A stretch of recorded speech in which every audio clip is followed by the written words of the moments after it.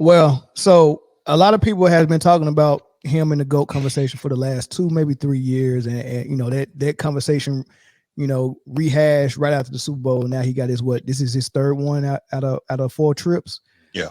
But there's not a lot of people who actually buying that stock, man. Rob Parker is one of them. This is what he said. Yeah. So here we go. But now I'm talking about quarterbacks, and we know Patrick Mahomes has had a great career so far, right? There's no debate there. I'm not even sitting here. I'm not trying to tear down anything that he's done. But when it comes to Super Bowls, people talk about all the time, don't bet against Patrick Mahomes. And I get it, he's won 3 Super Bowls. Yeah. But the numbers don't match up for what people talk about. Okay. If I told you that out of 12 quarterbacks who have gone to multiple Super Bowls, where would you think Patrick Mahomes' quarterback rating would be? Where would he be in the 12 quarterbacks who have gone to multiple Super Bowls? Well, right now, the emphasis you're putting on that multiple, I would say he's probably 8 on that list. How about 12? He's 12th on that list. 12th on the list. Earlier, I talked about Terry Bradshaw. Yeah. Terry Bradshaw won 4 Super Bowls, right? Yes. People look at Terry Bradshaw as like it was all about the Steelers' defense. Steel curtain. Yep. Steel curtain. Mm-hmm. Terry Bradshaw was good. He was okay. He wasn't the stir that stirred the drink, you know what I mean, or anything like that. Right. His numbers. 9 touchdowns, 4 interceptions, a quarterback rating of 112.8. Wow. Okay. Uh-huh. Patrick Mahomes across 4 Super Bowls. Terry Bradshaw was 4-0 and won 2 MVPs. Yep. Patrick Mahomes, 7 touchdowns, 5 interceptions, a passer rating of 85.2. He's 3-1, and he has Super Bowls in all 3, right? Yep. MVPs. Yep. How surprised are you when you hear these kind of numbers? Because the noise and the talk, and I get it, winning covers everything. Nobody cares. He threw the game-winning touchdown. Forget that he was bad for the first 3 quarters. Yeah. Right? You know what I mean? It's about winning. Yep. And I think that's what glosses people over when you think about it. But I don't think anybody would believe that Terry Bradshaw's numbers are better than Patrick. Oh, I So that's a lot he said, but the gist of it is, out of great quarterbacks who have won multiple Super Bowls, Pat Mahomes is not touching them as far as their passer rating. He's not touching them as far as their turnover to touchdown ratio. And there's a lot of greats out there that we probably forgot about that when you actually look below the surface, probably are better quarterbacks. And I just want to get y'all thoughts on. I'm gonna start with our guest first with Bruce coming in, because this is a soundbite that I heard on his show earlier this week that I wanted to bring to the panel. So I'm gonna let you go first, and I want to hear from Zoe after that. Yeah. So thanks for that. So I actually did a show, I think Monday, and the title of it was, I can't remember the title, but basically the premise was Pat Mahomes is closer to Tom Brady than LeBron James is to Michael Jordan. And basically my premise there was, Mahomes is really chasing that GOAT, and the gap is much smaller than it is on the basketball side. But when I heard these stats, and Rob Parker goes on further to talk about just how far ahead in terms of Super Bowls Joe Montana is than Pat Mahomes, I had to go back and do another show and say, man, I was wrong about this. And not only did I just run with the stats, I actually went and looked at what Terry Bradshaw did in those Super Bowls. And I was one of those people who was a believer that, well, Terry Bradshaw was just carried along by the running game and by the steel curtain. And that's just not the case when you go back and look at it. Now, is anyone doubting what Pat Mahomes has done in his first 7 years in the league? No, I think it's probably irrefutable that he's had the greatest first 7 years of any quarterback ever. When you talk about the stats and you talk about the winning. But when you look at the separator, which is always the championships, pretty much in any sport among great players, the separator is the championships and how guys play on that highest level. The numbers bear out that Pat Mahomes is not there yet. And it's crazy because he's playing in an era where you can't hit quarterbacks the way you used to. You can't hit receivers the way you used to. So it makes it much easier, much like the NBA, for guys to put up insane offensive numbers. Now, nobody, like Rob Parker said, is trying to take a shot at Pat Mahomes and say that he's not great or he's not on pace to be an all-time great. If he retired today, he's a first ballot Hall of Famer, no question. That said, when we talk about the separators of championships and how guys play on that highest level, he's just not there yet. And the evidence is now there. So I had to, like I said, I had to do another show saying I was wrong. Pat Mahomes has not yet passed Terry Bradshaw in terms of Super Bowl play, nor has he passed Joe Montana. And so that's going to take a little time. Chances are he will get there, but he hasn't done it just yet. And so that gap with him and Brady is a lot bigger than I thought. So, yeah. I mean, I couldn't have said it better myself. I think it's a lot of recency bias. Pat Mahomes is great. I think that we are not discounting his greatness when we say he isn't better than Joe Montana. We talking about Joe Montana. Right. Joe. Right. Yeah. Joe Cool. Joe Cool. Mm-hmm. You know what I mean? Like, I think that sometimes while you're watching greatness, it's easy to forget that they aren't the first great. Yeah. It's easy to forget that. And I understand it, especially, you know, when it's Kansas City, who's been, you know, now perennially just winning. They're a team that's been in the playoff hunt, in the Super Bowl conversation since the emergence of Pat Mahomes. So I get it. But at the end of the day, this guy is still young. What is he? How old is he? 26? 28. He's 28 years old. His game is not predicated on athleticism. Give him a chance to turn into whatever he's going to turn into before putting that type of pressure, putting that label on him, and don't discredit the guys who came before him. Right.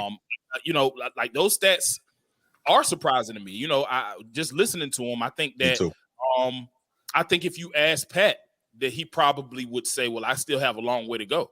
Mm-hmm. You know, at the end of the day, just based on those stats alone. Now, stats don't make the player, and we are witnessing greatness, and I don't think nobody is saying that that's not the case.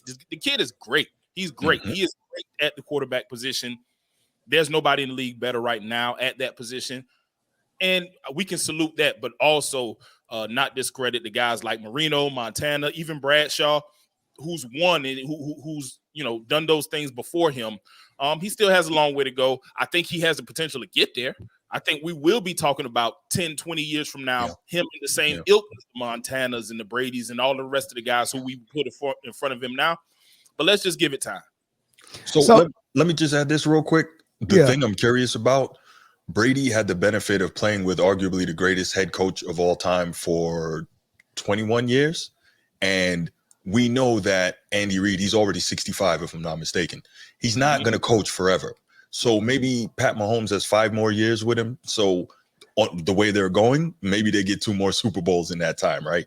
But the question is, when he doesn't have Andy Reid anymore, when Travis Kelce's gone, he's still going to be great, no question, but is the winning going to continue? And I think when people talk about Brady, that's one of the things, and Montana, but I'll start with Brady real quick. When people talk about Brady, they look at sustained excellence over such an incredible period of time when, for the most part, he did not have elite weapons. And no matter who he had, they still won.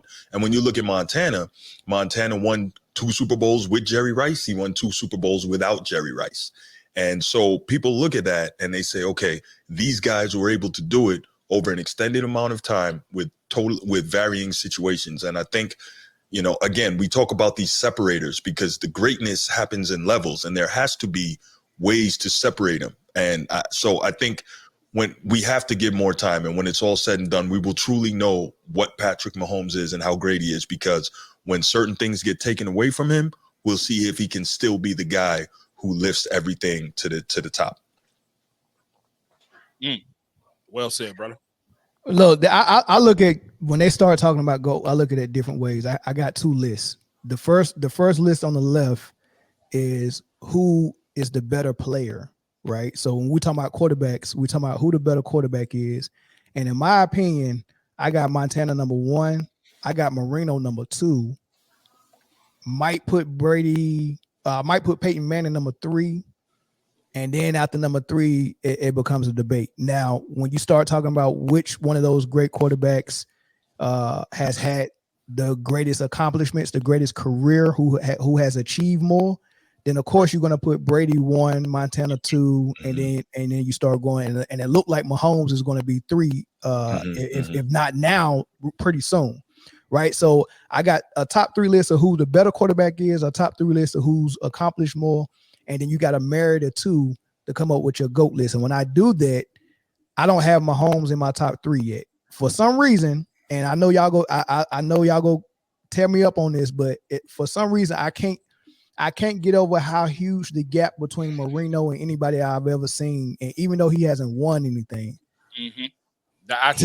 he's my top 3. He's top 3 to me, right? And I saw him play. When you see ability, sometimes people forget that, and that's why I say it's recency bias a lot of times, because we are of a certain age where we can. I remember Joe Montana. I remember it.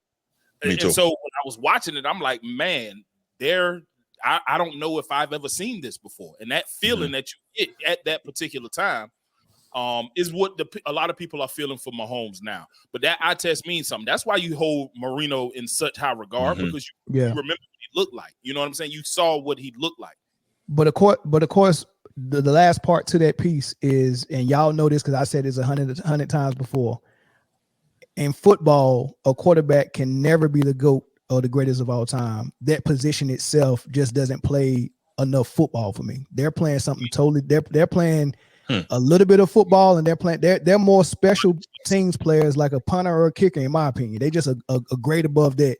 They're not playing enough football. They're not playing enough football like a running back or a receiver. I disagree. I agree 100% with what I just said, because I mean you just can't. I mean, what running back playing a 45? And you just said it, Bruce. You just said they made rules where quarterbacks can't get touched, and the guys that he's targeting can't get touched. Right. So what sport are they playing? Because you can touch a running back in any type of way you want to. Right.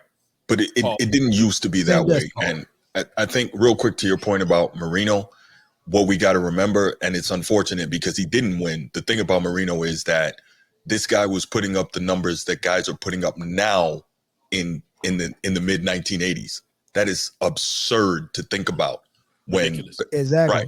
When back then it was a running back first game, and again, you could be so physical with quarterbacks, but at the end of the day, you got to get it done. But I disagree with your take on quarterbacks, because, and especially now, the game is so quarterback driven, it's nearly impossible to win without one. And I'm really just running through my mind. There's not a lot of teams that won championships without really good quarterback play. But that's because they made the rules where you can't win without a quarterback. Well, I'm talking about if you go back, how many teams won championships? We'll go back to the HBCUs when the quarterbacks was bona fide running backs and was running and throwing. They was playing real football. If you strip down all the fact off of the NFL, because remember, American football is not just stuck to the lens of NFL. NFL is giving us their version of football. Right. But if you look at football in its totality and pure football, that's what we play on the Sandlot. And even with my high school, if I take the guys that we played Sandlot football with, Tom Brady ain't messing with us. He get on that field with us if he want to. I'm tearing him. There's nothing for he's not going to tackle me. He's not going to out route me on and catch a pass. Tom Brady's not going to do anything except throw. And I doubt, without nobody blocking, with 1 Mississippi, 2 Mississippi, Tom Brady is any useful on the Sand. I mean, so when you strip down the fact of just NFL football and just go pure football, he's not the football player that a Herschel Walker or Thurman Thomas or any of Barry Sanders. He's not a football player like that. Jim Brown, Jerry Rice, Deion Sanders, Lawrence Taylor, those are the GOATs of football. So I'm not gonna. This will be the last thing I'm gonna say, because I don't want to monopolize this whole thing and keep going back and forth on it. But what I will say, and this is something I said on my show, I was really thinking about it. The fact that Tom Brady, to your point, is not able to do those things and lacks the athleticism that we see from so many of today's elite quarterbacks, to me, that makes him even better, because where he's going to be. He cannot escape the pressure the same way that so many of these guys can. Your Mahomes, your Lamar Jacksons, even your Joe Burrows, etc. He can't do that. You know where he's going to be. He's in the pocket, and he's still slicing and dicing. As a defense, you don't have to worry about him getting out of the pocket and jumping out the window on you. You don't have to worry about that. You know where he is, but he's still getting it done. And to me, that makes him even better and more dangerous because you know. Kudos to the dudes. Kudos to the athletes he's throwing the ball to, Bruce. Kudos to the athletes he's throwing the ball to. But other than Randy Moss, and for his time in New England, who were those guys? Randy Moss, Gronk, Hernandez, Hernandez. Those three. Other than that, he didn't have elite weapons. Sorry, we said I would beg to differ and say that Julian Edelman was pretty damn elite. And so was West, and so was Randy. What did he do before he got with Brady? Just like Wes Welker. Had an all-world defense. What did anybody do before they got to Brady? But that's what I'm saying. Your name wasn't Moss or Gronkowski. Exactly. Your name wasn't Moss or Gronkowski. That's two people though. So if you were Moss or Gronkowski, they 20 years they were known for taking no-name milkmen and postal workers and turning them into Super Bowl caliber receivers. Right. And so Tom Brady should get the credit for that. Other than those three guys we named, should he or should be Belichick? Oh, Belichick is not an offensive guy. Go ahead, man. Hey, man. I just had my hand raised because I was waiting on y'all to get. Because first of all, that shit Melvin just said was that damn. I almost called the police on his ass. I almost got that motherfucker a psyche vial. I about to have the motherfucker take him up the scripts and take him all the way the fuck out. Hey man, look, the quarterback is the most important position on the football field. I don't know if you ever played football, like legitimate football, but the quarterback is the most smartest person on the field. He got to throw the ball with a certain timing, knowing that his receiver's gonna be there to catch the ball. Everybody else just got one job. He got to survey the field, know the play, and adjust as needed. You know why I say Mahomes? You know why I say he's the GOAT? He might end up being one of the greatest ever. Because, bro, he does shit that if you had a quarterback book, if you wrote a book on how to be a quarterback, all the shit he do is wrong. You're not supposed to pass across your body.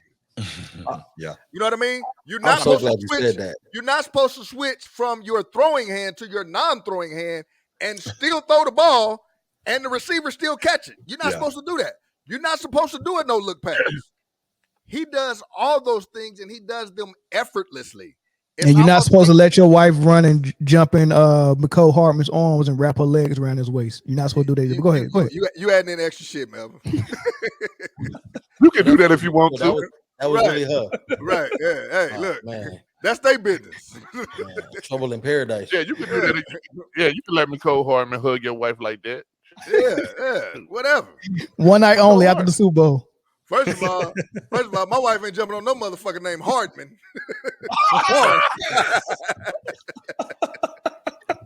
Period. Here you go. Oh boy. Hey, we all fall right. We go. So I got a question for y'all. Hey, but go ahead, Luxury. Go ahead, Luxury.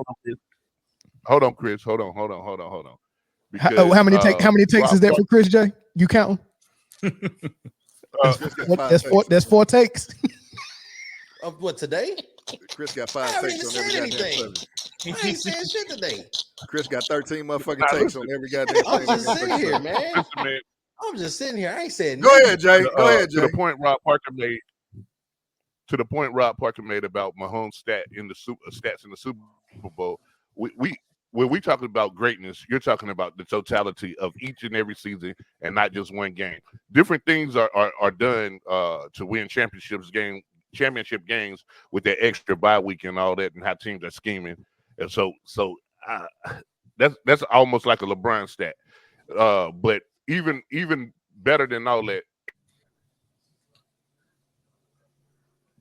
by all metrics, everybody said that this was Pat Mahomes' worst year statistically, and I think everybody can agree on it. So for the year, everybody was Dak Prescott and Brock Purdy were like the front runners of the MVP conversation all year. as far as pure quarterbacks. You know, you got to kind of put Lamar out of there because his numbers not going to look like what you're looking at. So, but Dak Prescott numbers this year, which was one of his best seasons ever, he had 4,500 yards, 36 touchdowns, 9 interceptions. All right. Brock Purdy had 4,200 yards, 31 touchdowns, and 11 interceptions. And in Pat Mahomes' worst season of his career, he had 4,183 yards, 27 touchdowns, and 14 interceptions. Even in his bad year, the year y'all said, oh, man, he fell off, is still competing with what you say is the MVP. Well, neither of them were my MVP. Yeah, neither one. Yeah, it was a one-man race for me this year. It was Lamar. Oh, so again, but you got to look at. You can't. These are people that you could judge by their stats. You can't really judge Lamar by his stats because I agree. Of the other way. And the purpose of it is to win the game too, man. I'm gonna open the phone lines up while y'all lobby that back and forth, man. But the phone lines are open, man. Y'all could call in and weigh in on what y'all think. On this GOAT debate, is Pat Mahomes creeping up on Tom Brady, or do you agree with Rob Parker and people like me that he ain't even touching Joe Montana yet, and probably not even Dan Marino? I mean, is it still a conversation with him and Aaron Rodgers, or no? He's past Aaron Rodgers. I think a lot of quarterbacks are actually past Aaron Rodgers, honestly. On the achievement list, but is he better than Aaron Rodgers? I think so. I would go as absolutely. far as you see what he does every year. Absolutely. Right. And he's past Dan Marino too. Me personally, on the achievement. Everybody who knows me for real and how I became a Chiefs fan, Joe Cool is the reason why I became a Chiefs fan. I wouldn't put him past Joe Montana yet. However, that's fair. If in 1 year from now we're talking about how they won another Super Bowl, you can kill that Joe Montana talk. So the only thing I gotta say about that is everyone's talking about, can the three-peat happen? And there's been better teams than these Chiefs that have not been able to three-peat. The three-peat is hard in football. Why? Because it's never happened before. I don't know if Here's the thing. The question that you have to ask yourself is Juju Schuster, MVS, Miko Hardman, Watson, is any of these guys sniffing the Hall of Fame? They can't even get tickets to go visit the Hall of Fame. You understand what I'm saying? And these are the receivers, Sky Moore and Kadarius Toney. These are the receiving core that he won the last 2 Super Bowls with. So, hey, listen, bruh. What more you want him to do? They just called me. They called me and Eric and said we're gonna be the receiving core next year. Hey man, shout out to DC Slim on the phone, man. DC Slim calling in. What's up, man? What's your thoughts on this topic? What it do, fellas, man? The greatest fucking show on YouTube. For sure. Hey, y'all tripping on here today. I'm gonna give you this football jump, and then I'm gonna give you this new 14 I got for you, all right? So hold on, what's the new 14 on? Is on LeBron? Never heard of 14 before. Your new 14 is going right into your next topic, homie. Okay. All right, but first of all, y'all tripping on this quarterback thing. All right, if you're going to sit here and act like Dan Marino and Joe Montana ain't that good because he can't run a 4.9 or whatever that is, you're tripping. No, I just hold on, Slim. I'm gonna let you finish.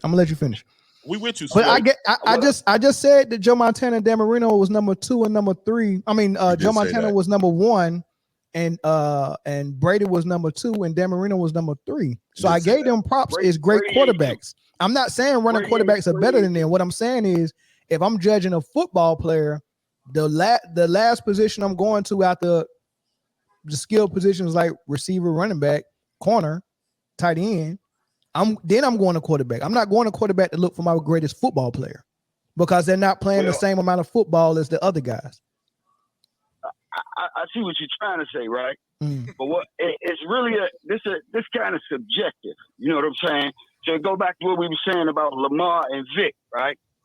I mean, Lamar is good, but Lamar plays on a team that has a great defense.